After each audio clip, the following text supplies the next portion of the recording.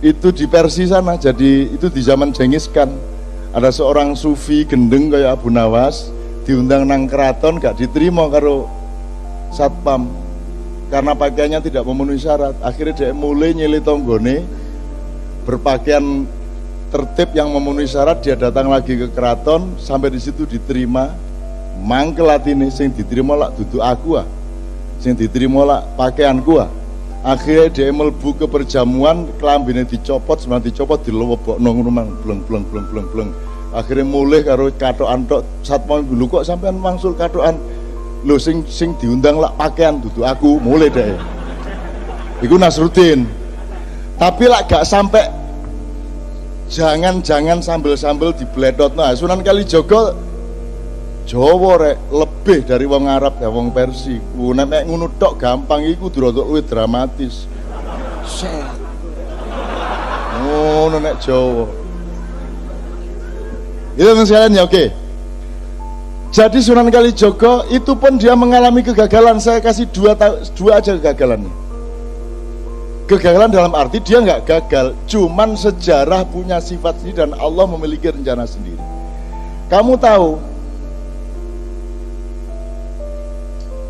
Mas Karebet ketika dia menjadi Raja Demak, tapi dia memilih beristana di Pajang, itu ada yang tidak terima, yang merasa dia lebih berhak untuk menjadi raja, yaitu Haryo Jipang atau Haryo Raden Penangsang. Ya, Karebet ini sakti luar biasa.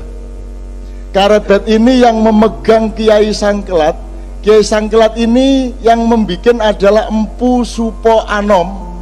Itu empu nomor 1 kerajaan Mojopahit yang pernah dicuri keris ini dari kerajaan Demak oleh oleh Ki Maling Celoring. Jadi tahu Grung Maling Celoring? Celoring itu asal usule iku ana wong jenenge Ki Celoring ndek Blambangan kono. Carane mlebu omahe wong iku gak perlu lawang, gak perlu bolongan, pokoknya ana lampu titik set mlebu deh. Maka dia berhasil mencuri Kiai Sangkelat ini di kerajaan Demak. Wes digonang Blambangan, Sunan Kalijaga roh, oh gampang pos supaya konang Blambangan pura-pura oh dadi pandai besi.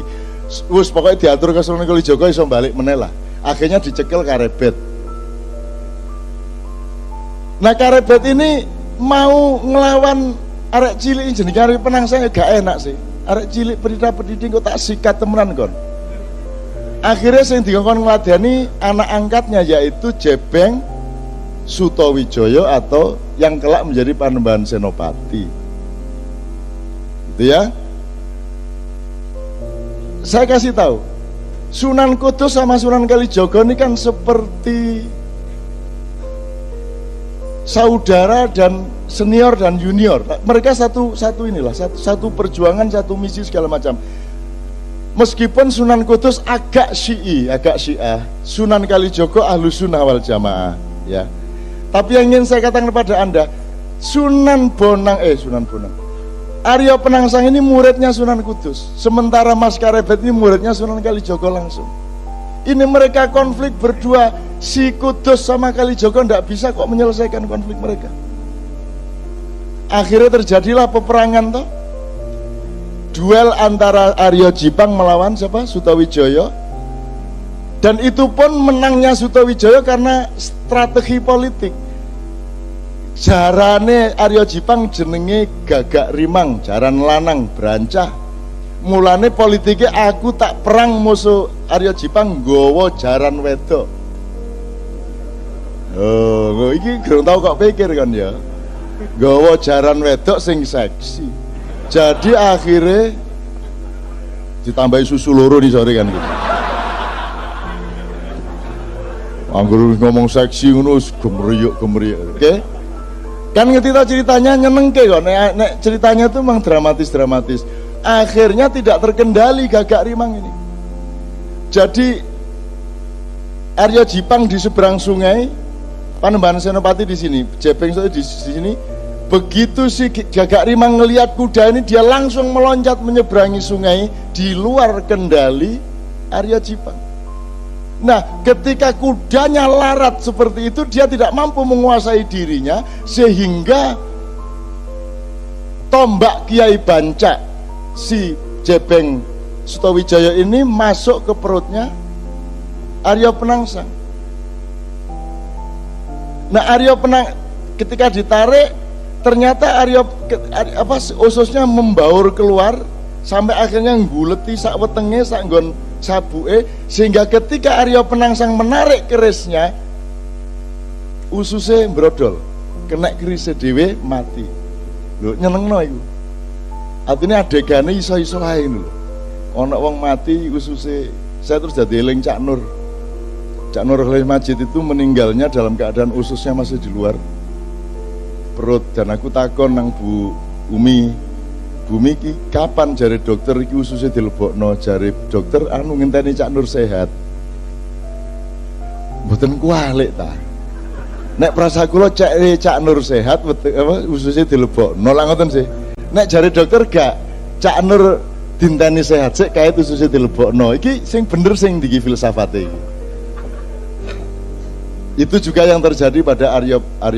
Jadi Sunan Kalijogo sampai akhir hayatnya tidak mampu mendamaikan dua orang ini, bahkan dengan Sunan Kudus. Satu, jadi gak iso masih aku kate lapo-lapo ndek dunia iki, nek aku gak iso Gusti Allah mentakdirkan aku gak iso mengatasi masalah, ya gak masalah, yang penting aku berjuang terus. Dan Sunan Kalijogo meneruskan perjuangan sampai awal Mataram. Karena masuknya tak kandani, kenapa saya Mojopahit kok dibawa ke Demak? Karena ada semburan lumpur di Canggu, ada lempengan bumi yang bergeser, yang membuat struktur pertanian menjadi kacau di ujung Mojopahit itu, sehingga infrastruktur pertaniannya menjadi tidak mampu lagi menyangga perekonomian Mojopahit. Maka Sunan Kalijogo berpikir harus menoleh kepada perdagangan global, harus menoleh kepada ekonomi pesisir. Maka ditransformasikanlah dari kerajaan yang agak di pedalaman, yaitu di Mojoagung, Canggu, Mojokerto, itu diseret ke pinggir pantai, yaitu ke Demak di desa Gelagahwangi, dalam rangka supaya ada transformasi menuju pertahanan pangan dan lain sebagainya. Dan itu Sunan Kalijogo luar biasa. Nek wong gak ngerti perekonomian gak iso duwe ide kayak ngono iku. Jadi Sunan Kalijogo iku duduk seniman yang berdakwah dengan seni. Sunan Kalijogo ahli ekonomi, ahli perdagangan, ahli strategi politik, pendekar yang mumpuni, dan seterusnya dan seterusnya. Nah, ekonomi pesisir ini kemudian pelan-pelan dieliminasi lagi oleh watak Jawa yang kurang tegas. Jadi Raden Sultan Hadiwijaya Joko Tingkir iku pekewo, kate beristana di Demak itu pekewo. Aku tak ndek pinggir-pinggir, aku tak ndek Pajangai. Dia lupa bahwa dengan dia masuk ke Pajang, maka seluruh infrastruktur keraton juga akan pindah ke pedalaman. Jadi perekonomian global yang diciptakan Sunan Kalijogo menjadi masuk ke pedalaman. Sunan Kalijogo tidak setuju, tapi sudah terlanjur. Ketika itu kemudian sibuk dengan pertarungan antara Mas Karebet dengan Aryo Jipang. Itu pun kemudian ketika sampai kepada gara-gara Aryo Jipang bisa dibunuh oleh Panembahan Senopati, akhirnya Panembahan Senopati diberi hadiah oleh Mas Karebet tanah Mentau. Dan Mentau itu sangat pedalaman. Maka terjadilah degradasi politik. Dari pedalaman ke pesisir, dari pesisir dikembalikan ke pedalaman, itu pun degradasinya double. Tidak hanya sifat perdagangannya menjadi dari perdagangan ke pertanian, tapi legitimasi spiritualnya pun berubah dari Wali Songo yang semula menjadi background politik, berubah menjadi Nyai Roro Kidul. Nah, Panembahan Senopati kemudian sirsiran dan kawin sama Nyai Roro Kidul sampai Sultan Hamengkubuwono ke-10. Semua rabi karo Nyai Roro Kidul. Atimbangane tak kongon pegatan Roro Kidul tak kon jilbaban ngono ae saiki. Cek gak angel-angel temen-temen. Ya saiki sembahyang 5 waktu semua. Nyai Blorong barang wis sembahyang 5 waktu. Kadang-kadang melok jemuan barang. Ngono ya kanca-kanca ya. Saya ingin mengatakan kepada Anda, ayo belajar sejarah supaya Anda tahu Anda ini Garuda. Anda ini bangsa besar. Kan itu kan selalu saya omongkan di Bang Wetan. Tidak apa-apa sampai akhir hayat Anda belum berhasil, tidak apa-apa. Anakmu yang berhasil, nek gak anakmu putumu. Tapi kita bangun kembali paruh yang baru itu, kuku yang baru itu, dan tidak pernah putus asa. Gak direken karo pemerintah, gak direken karo Indonesia, anggitmu Bang Wetan direken ngono ta ya apa? Kene ya gak ono sing ngreken. Gitu loh. Ayo direken-reken dhewe. Kok repot. Geden di Bang Wetan karo Indonesia aku takon, secara nilai. Secara nilai, komprehensinya, kedalamannya, ketinggiannya, ketajamannya, gede mana Indonesia sama Bang Wetan?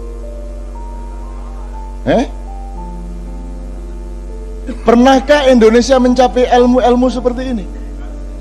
Tidak kan? Lagi lebih besar Bang Wetan.